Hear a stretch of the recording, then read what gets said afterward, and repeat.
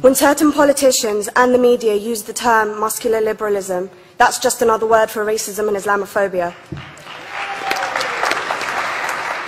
This stance on Islam has led them into primary schools to ascertain why young girls wear the hijab, as it could be interpreted as a sexualization of these young girls. I say shame on Ofsted for victimizing young girls, for choosing to wear religious articles of clothing. There is no such measure made for other religions or other articles of religious wear. This stance has other ramifications. It signals to the British public and emboldens groups such as EDL, BNP and other fascist and racist groups that women are oppressed by Islam, are made insubordinate to the men that supposedly forced them to wear it, and that it is the job of the British state to liberate us. We reject this imperialistic saviour thinking.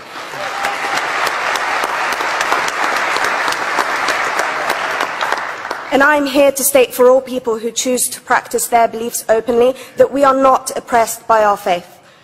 Islam is not one homogeneous block. There are Muslim women who do not wear the hijab, and that is their interpretation of their faith. The Quran beautifully states, "La ikraha fid din," which translates to, "There is no compulsion in religion." My faith has given me the right to choose 1,400 years before the Universal Declaration of Human Rights told me I could. A fun fact for you, conference. My dad didn't want me to wear the hijab. I chose to. Those of faith, thank you. Those of faith should have the right to choose to wear their articles of faith. Sikhs wearing the turban, Jews wearing the kippah, or Christians wearing the crucifix. Practicing my right to freedom of expression through the hijab empowers me and other women like me to know that we are able to make decisions for ourselves. Through the hijab, women like me feel empowered to overcome the social expectations of sexualization that is relevant and has currently resulted in many cases of anxiety and worse. I can speak for myself and others like me.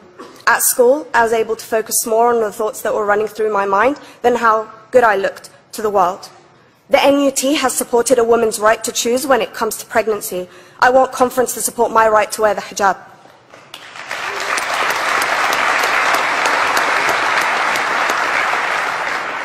How I choose to practice my faith is clearly displayed for all to see. This makes me the target of hate crime. The level of racist attacks on Muslim women is disproportionate to any other oppressed group in British society because we are an easy target. This decision by Ofsted has ramifications beyond the school gates and must be seen in the context of increased attacks on the Muslim community and perpetuates the outdated notion that Muslim women are victims. I was on a trip last year to Hampton Court with my Year 7s, where a man felt comfortable to call me a terrorist. As a Muslim woman, I'm not a victim, so I challenged him. He denied it. I'm sure you've heard of the Punish a Muslim Day. It's been spoken about a few times already this morning. And as a Muslim, I'm actually quite optimistic. They're trying to limit it to one day. That's 364 less than normal.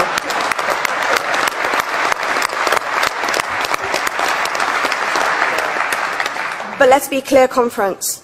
Islamophobia and other forms of racism affects non-Muslims too. If we don't challenge this stance as a collective, we may turn into a society like France, where women are forced by the law to choose between their faith and their education, their faith and their right to work in the public sector, their faith and their right to enjoy a day out by the seaside with their families. I want to end by stating that I came to this country as an 8-year-old refugee.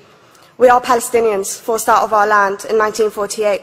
We lived in third world conditions, similar to those in Calais for 60 years. Here, I received the support I needed to study law at university and become a secondary school citizenship and PSHE teacher and a school rep. An injury to one is an injury to all, and I want to thank the Union for its stance on all oppressed groups, in particular mine, Palestine. Thank you, Latifah.